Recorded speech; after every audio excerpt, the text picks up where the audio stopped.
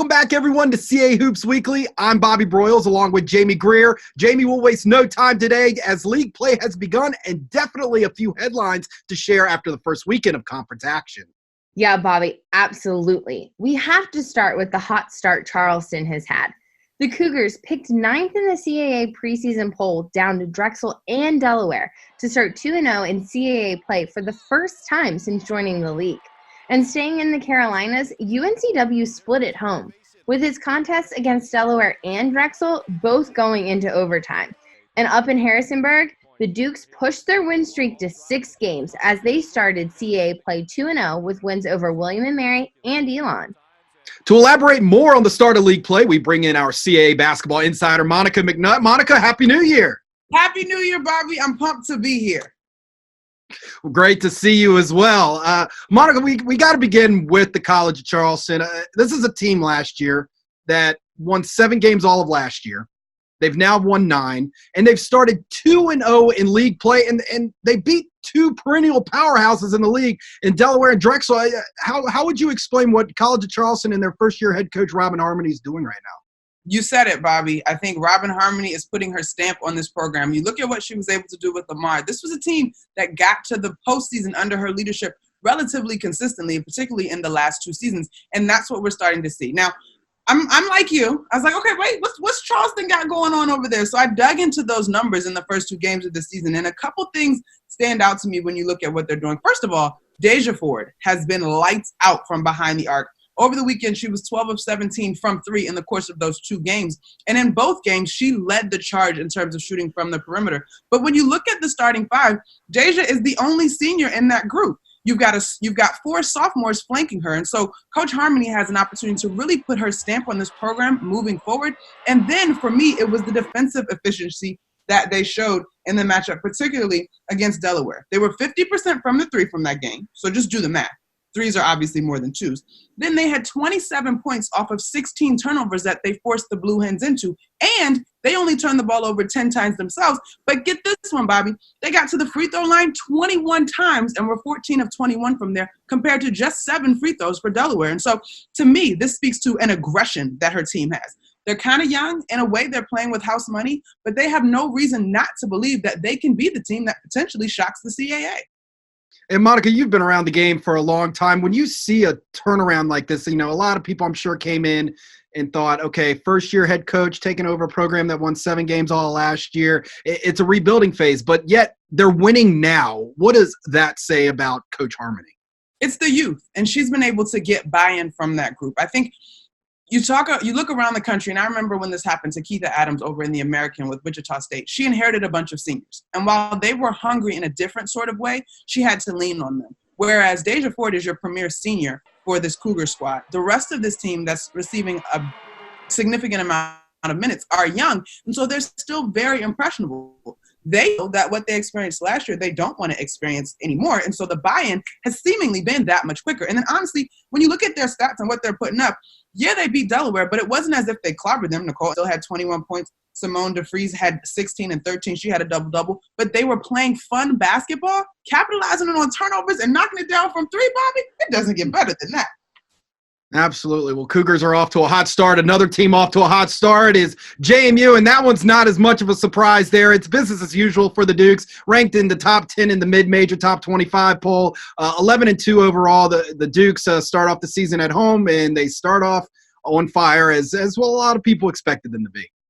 So we know about the Dukes, right? But I think people need to really know about the Dukes, right? Kayla Cooper-Williams is on the Lisa Leslie Award watch list for what she's able to do. She's 2nd right now in the CAA all time in terms of her ability to block shots. Then you talk about Kamaya Smalls, who is the head of the Snake. Freshman year, unanimous player or rookie of the year. She's preseason player of the year. This group, I think they are a prime example of celebrating consistency and experience. Kiki Jefferson, the freshman, she has a tremendous opportunity to play alongside both Kamaya, Lexi, and Jackie Benitez. If you look at all 3 of those guards, she's in a great position to learn and soak it up because you've got 4 upperclassmen that make up that starting lineup. So not only do we have talent on talent, Bobby, we also have a tremendous amount of experience and seasoning that you can only get when you really get it. Monica McNutt joining us. And Monica, just, the overall take of conference play as a whole, like you said, you've been around the game for a long time. What's the difference between non-conference play and conference play? Does it ratchet up a little bit? Does the intensity grow a little bit? Oh, it absolutely ratchets up. Today we're talking about Charleston and we're talking about James Madison primarily. I cannot wait for those teams to meet up because it's a first-year coach and Coach Harmony, but she's got a young, hungry group.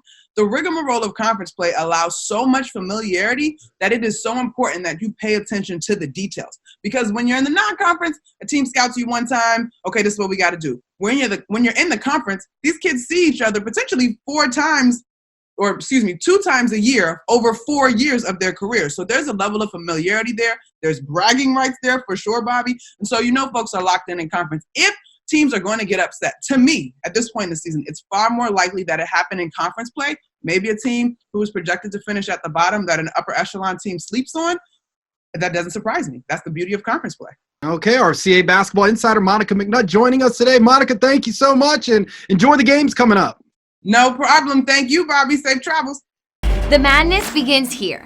10 teams battle for the chance to go to the NCAA tournament. Join us as the 2020 CAA Women's Basketball Championship heads to Elon University.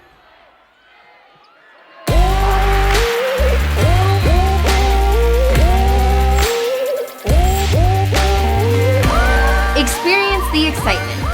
Visit CAAsports.com for tickets and championship information.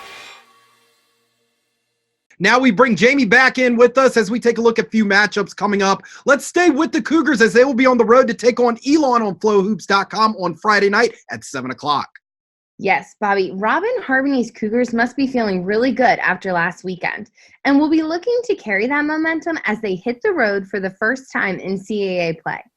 Reigning CAA Player of the Week, Deja Ford, will lead the CAA's leading offense into the Schar Center to avenge a 68-76 loss the Cougars had last season. Ford was hot from beyond the arc last weekend and sits tied for second in the CAA in three-point field goal percentage. Elon will look to bounce back at home after going 1-1 on the road last week. The Phoenix took down defending CAA champion Towson behind a 20-point performance by Saudia Munford. Elon ranks third in the CAA in scoring defense, allowing 60.8 points per game, and will need that defense to come up big if they want to hand Charleston its first loss of CAA play. Also Friday night at 7, Northeastern, who had just one game last week, which was a win over Hofstra, head to Philly to take on Drexel on FlowHoops.com. Northeastern took care of business in Boston against Hofstra last weekend, but will be going up against a Drexel team that overcame a 15-point deficit to take down UNCW on the road in overtime. Drexel's defense has shined this season, allowing just 59.2 points per game to rank second in the CAA, while also sitting second with 10.4 steals per game. Bailey Greenberg leads the Dragons' offense, averaging a CAA best 20.8 points per game. Now, Northeastern will be looking to Alexis Hill and Ayanna Dublin to break through the Dragons' defense and stay unbeaten in CAA play. Dublin tallied a season-high 16 points against Hofstra as the Huskies won their fourth consecutive CAA opener. On Sunday at 2 o'clock on FlowHoops.com, the College of Charleston will be at William & Mary, the Tribe earning a tough 1-1 split last week on the road.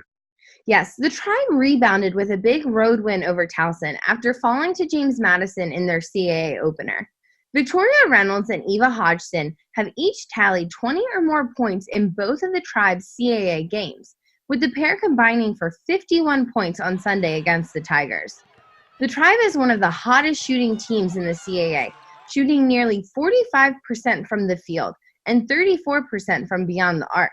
As we mentioned earlier, Charleston has been heating up from three-point range as well and leads the CAA with 99 three-point field goals made this season.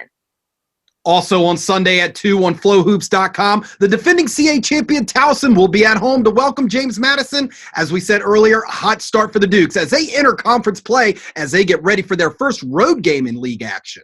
Yes, Bobby, Towson will be looking to get its first win in CAA play against a JMU team that to this point in the season is leading the CAA in scoring defense.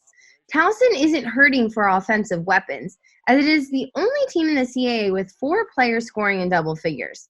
Leading the charge is Kiana Jeter, who is averaging 18.4 points per game and leads the CAA with 41 steals.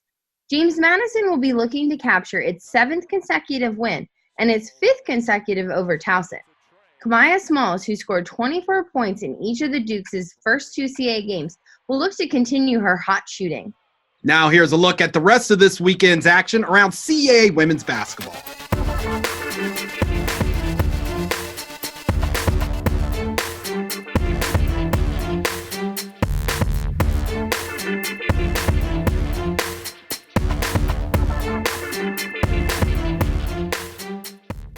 CASports.com will have all the information you need regarding links to live stats, video, and audio coverage this week. And you can also continue to follow the league on Facebook and Instagram by searching CAA Sports. We're also on Twitter at CAA Basketball by searching hashtag CAA Hoops. The CAA on-campus crew begins their 2020 journey with the first stop to William & Mary. Stay with the CAA social media outlets for coverage from the trip, and tune in next week as we'll have feature pieces on both the Tribe's men's and women's basketball teams. That is it from us today. Enjoy the games, everyone.